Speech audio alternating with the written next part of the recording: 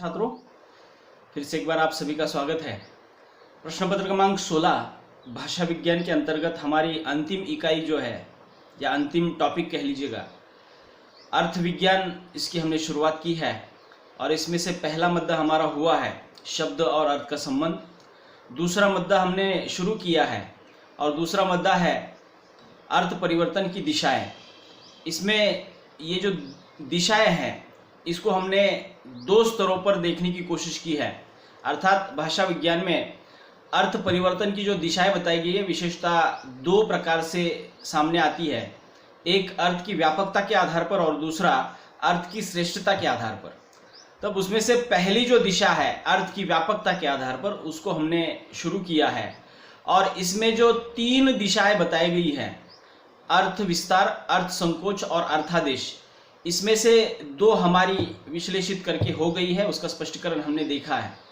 आज हम इसी में से अर्थ व्यापकता की दृष्टि से जो अर्थ परिवर्तन की जो दिशाएं है वो अर्थादेश या अर्थांतरण क्या है, ये अर्थ विस्तार और संकोच की तुलना में किस प्रकार अलग है, या अर्थ परिवर्तन की दिशा के रूप में इसको किस प्रकार जाना जाता है, इसको लेकर थोड़ी सी बात करेंगे। और इसको हम पूर्णतः उदाहरण के साथ समझेंगे। जिस प्रकार हमने अर्थ विस्तार के कुछ उदाहरण देखे, अर्थ संकोच के कुछ उदाहरण देखे, उसी प्रकार अर्थादेश और अर्थांतरण के भी कुछ उदाहरण हम देखने वाले हैं। अर्थादेश या अर्थांतरण क्या है, सबसे पहले उसको जान लेते हैं। देखिए, जब किसी शब्द का अर्थ पूर्णतः बदल जाता है, मतलब पुराने समय में या प्राचीन काल में उस शब्द का अर्थ विशिष्ट था और आज वह शब्द वही है लेकिन उसका अर्थ जो है दूसरे अर्थ में प्रयुक्त वो शब्द हो रहा है, तो वहां पे अर्थादेश या अर्थांतरण की स्थिति आ जाती है। तब जब किसी शब्द का अर्थ पूर्णतः बदल जाता है उसे अर्थांतरण कहते हैं, इसे अर्थादेश भी कहते हैं।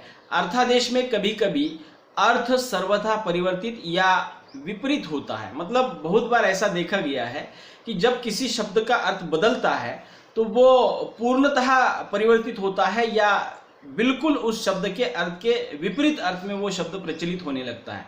तो ये अर्थांतरण जो है, इतना समझ लीजिएगा कि शब्द का अर्थ पहले जो था आज वो नहीं है, दूसरे ही अर्थ में जब शब्द वहां पे प्रचलित है या प्रयुक्त हो रहा है तो समझ लीजिए वहां पे अर्थांतरण या अर्थादेश की स्थिति सामने आती है। तो अर्थांतरण शब्द के अर्थ बदलने के कारण वहां पे वो दिशा जो है या अर्थ परिवर्तन की दिशा देखने को मिलती है। हमने इसमें देखा कि किसी भी शब्द का अर्थ जब पूर्णतः बदल जाता है तो वहां पे अर्थांतरण या अर्थादेश उसको कहते हैं। उदाहरण देखिए, असुर शब्द है, असुर। देखिए, असुर शब्द आज के समय में अगर उसकी व्याख्या की जाए या उसका अर्थ ढूंढने की कोशिश की जाए तो वहां पे आपको मिलेगा कि असुर मतलब राक्षस के पर्याय के रूप में यह शब्द इस्तेमाल हो रहा है। राक्षसों के लिए असुर शब्द कहा जाता है। लेकिन ये अर्थ परिवर्तन या अर्थादेश का उदाहरण क्यों है वो थोड़ा सा उसका स्पष्टीकरण मैं बता देता हूं। असुर इसका अर्थ वैदिक भाषा में देवता के समान है। अर्थात वैदिक काल में जब असुर शब्द प्रयुक्त हो रहा था तब उस असुर शब्द का अर्थ जो है देवता के समान वहां पे इस्तेमाल होता था। मतलब असुर माने देवता, इस प्रकार से वो अर्थ प्रचलित था। परंतु आज बिल्कुल इसके विपरीत इस शब्द का अर्थ जो है ग्रहण किया जाता है या उसी अर्थ में वो प्रयुक्त होता है। इसलिए ये अर्थ परिवर्तन या अर्थादेश का उदाहरण है। वैदिक भाषा में असुर शब्द का देवता के पर्याय के रूप में था, लेकिन आज यही उसके बिल्कुल विपरीत जो है राक्षस के रूप में उसका प्रचलन किया हुआ दिखाई देता है। इसका मतलब यह है कि पहले शब्द विशिष्ट अर्थ दे रहा था, आज बिल्कुल उसके विरोध का अर्थ दे रहा है। मतलब उसमें अर्थ परिवर्तन हुआ है, अर्थ पूर्णता से बदल गया है, इसलिए यह अर्थादेश या अर्थांतरण का उदाहरण। दूसरा एक शब्द है भद्र। भद्र से तात्पर्य क्या है? ये पहले श्रेष्ठ अर्थ दे रहा था। मतलब प्राचीन समय में जब भाषा में इसका इस्तेमाल हो रहा था तब ये श्रेष्ठ के आधार पर भद्र शब्द इस्तेमाल हो रहा था, किंतु उससे आज भद्दा, असुंदर, कुरूप के रूप में इसका अर्थ जो है आज प्रचलित है या उसका प्रचलन उसी रूप में किया जाता है। भद्दा, कुरूप या असुंदर के समान या उसके पर्याय के रूप में भद्र शब्द का इस्तेमाल होता है। लेकिन पहले प्राचीन समय में इसी शब्द का अर्थ जो है श्रेष्ठ था। अब वहां पे बिल्कुल देखिए श्रेष्ठ अर्थ छोड़कर या अर्थ परिवर्तित होते हुए यहाँ पे भद्दा या भद्र या असुंदर या कुरूप के रूप में इस शब्द का अर्थ वहां पे आज इस्तेमाल हो रहा है या प्रयुक्त हो रहा है। तो इस तरह से ये भी एक अर्थांतरण का या अर्थादेश का उदाहरण है। तीसरा उदाहरण है मुग्ध। मंत्र मुग्ध में से मुग्ध जो शब्द है उसको थोड़ा सा हम देखेंगे। देखिए मुग्ध शब्द जो है पहले इसका अर्थ मूर्ख के अर्थ में प्रचलित था। मतलब प्राचीन समय में जब ये संस्कृत में वगैरह प्रचलित था तो उसका अर्थ मूर्ख के अर्थ में वो प्रचलित था, किंतु आज मोहित या वश में करना या भोला के रूप में ये मुग्ध शब्द जो है इस्तेमाल होता है। मतलब मंत्र मुग्ध में आया हुआ जो मुग्ध शब्द है पहले मूर्ख के अर्थ में प्रचलित था, लेकिन आज मोहित करना, वश में करना या फिर भोलेपन के लिए भी ये शब्द आज प्रचलित है। तो यहाँ पर भी हम देखते हैं कि पहले उसका अर्थ कुछ था, आज विशिष्ट अर्थ में वो प्रचलित हो रहा है या प्रयुक्त हो रहा है। तो ये भी एक अर्थांतरण का उदाहरण है। अगला उदाहरण है राग। देखिए विभिन्न प्रकार के जो गायन के कला में जो राग आते हैं वो राग शब्द यहाँ पे आ गया है। ये भी अर्थादेश या अर्थांतरण का उदाहरण किस प्रकार है। देखिए राग शब्द हिंदी में अनुराग अर्थात प्रेम के अर्थ में प्रयुक्त था। मतलब राग शब्द जब पहले हिंदी में आता था प्राचीन समय में, तब ये अनुराग के पर्याय के रूप में प्रेम के संदर्भ में ये राग शब्द प्रचलित था, परंतु इससे रंज शब्द बना, इससे बाद में रंज शब्द बना और यह आज दुख का वाचक बन गया है। राग मतलब दुख आलापने की जो प्रक्रिया है उसको राग कहा जाता है या उस अर्थ में यहाँ पे देखा जा मतलब प्रचलित हो रहा है। अर्थात पहले ये प्रेम के रूप में प्रचलित था, अनुराग के रूप में ये प्रचलित था, लेकिन आज जो है इसका रंज शब्द सामने आने के कारण यह दुख का वाचक बन गया है। मराठी में यह तो क्रोध के लिए भी इस्तेमाल किया जाता है। मतलब मराठी में राग शब्द आता है तो वहां पे मला राग आलाय, हा ये जो वाक्य है इसमें राग शब्द का जो अर्थ है क्रोध के संदर्भ में वहां पे प्रचलित है। मतलब मराठी में राग शब्द जब आता है तब उसका अर्थ क्रोध के संदर्भ में यहाँ पे लिया जाता है। यहाँ तक कि संस्कृत में यंत्रणा शब्द जो है, यंत्रणा अर्थात यंत्रणा से तात्पर्य पीड़ा वगैरह जो है, लेकिन देखिए संस्कृत का यंत्रणा शब्द मशीन का वाचक है, परंतु हिंदी में यह पीड़ा के अर्थ में यहाँ पे प्रचलित है। मतलब यंत्रणा संस्कृत में जब प्रचलित था शब्द तब उसका अर्थ मशीन के संदर्भ में या मशीन का वाचक ये शब्द था, लेकिन आज जो है यंत्रणा शब्द हिंदी में जब प्रयुक्त होता है तब वह पीड़ा के अर्थ में या पीड़ा के संदर्भ में प्रचलित है। तो इस तरह से ये यंत्रणा शब्द, राग शब्द जो है ये भी अर्थांतरण या अर्थादेश के उदाहरण है, क्योंकि पहले कुछ अर्थ में ये प्रचलित थे, आज कुछ अर्थ में प्रचलित है। उसी प्रकार अगला एक उदाहरण है वाटिका, अर्थात रोप वाटिका वगैरह जो शब्द आप सुनते होंगे। तो वाटिका शब्द क्या है, देखिए वाटिका अर्थात छोटा बगीचा। मतलब छोटे बगीचे के लिए यह वाटिका शब्द प्रयुक्त होता था, परंतु बंगला भाषा में या बांग्ला भाषा में इसका अर्थ घर है। अर्थात वाटिका शब्द का अर्थ क्या है, छोटा बगीचा के रूप में पहले प्रचलित था, लेकिन बांग्ला में इस वाटिका शब्द का अर्थ है छोटा या घर के रूप में यहाँ पे उसका इस्तेमाल किया जाता है। मतलब हम देख रहे हैं कि पहले कुछ और अर्थ था, आज कुछ और अर्थ में प्रचलित है, इसलिए ये अर्थांतरण के उदाहरण है।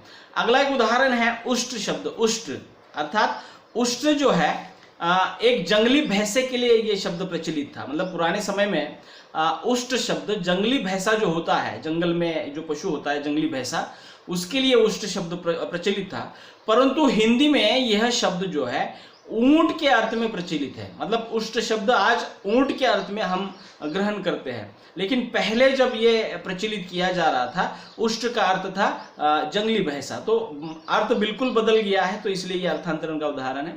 उसी प्रकार घृणा एक शब्द है। घृणा, मुझे बहुत घिन आ रही है, घृणा आ रही है, ऐसा हम कहते हैं।